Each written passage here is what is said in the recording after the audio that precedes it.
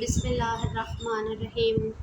10 محرم کی رات، یہ شب عاشور ہے اور روایات میں اس رات بہت سی دعائیں اور نمازیں پڑھنے کی تاکید ہوئی ہے۔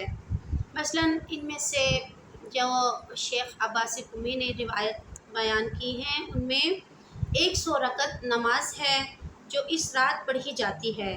اس نماز کی ہر رکعت میں سورہ حمد کے بعد 3 مرتبہ سورہ توحید کی تلاوت کرنی چاہیے اور نماز سے فارغ ہونے کے بعد 70 مرتبہ استغفر اللہ ربی واتوب الیہ کہنا چاہیے، اور اس نماز کے بعد یہ پڑھے سبحان اللہ والحمد للہ ولا الہ الا اللہ واللہ اکبر ولا حول ولا قوۃ الا باللہ العلی العظیم، اور اس کے بعد کہے استغفر اللہ ربی واتوب الیہ کم از کم 70 مرتبہ۔ اس رات کے آخری حصے میں 4 رکعت نماز پڑھے کہ ہر رکعت میں سورہ حمد کے بعد 10 مرتبہ آیت الکرسی، 10 مرتبہ سورہ توحید، 10 مرتبہ سورہ فلق اور 10 مرتبہ سورہ ناس کی تلاوت کرے، اور بعد السلام 100 مرتبہ سورہ توحید پڑھے۔ اس رات 4 رکعت نماز ادا کرے کہ ہر رکعت میں سورہ حمد کے بعد 50 مرتبہ سورہ توحید کی تلاوت کرے۔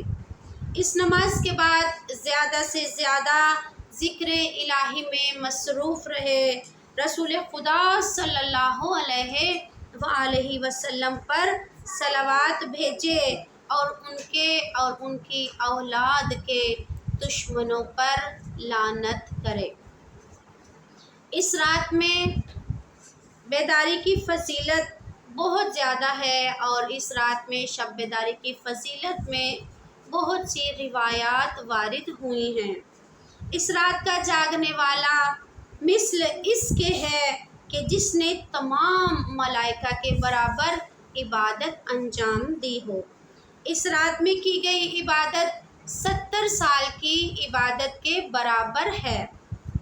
اگر کسی شخص کے لیے یہ ممکن ہو تو اس رات اس کو زمین کربلا میں ٹھہرنا چاہیے، جہاں وہ امام حسین علیہ السلام کے روضہ اقدس کی زیارت کرے اور حضرت کے قرب میں شب بیداری کرے، تاکہ حق تعالیٰ اس کو امام حسین علیہ السلام کے ساتھیوں میں شمار کرے جو اپنے ہی خون میں آلودہ تھے۔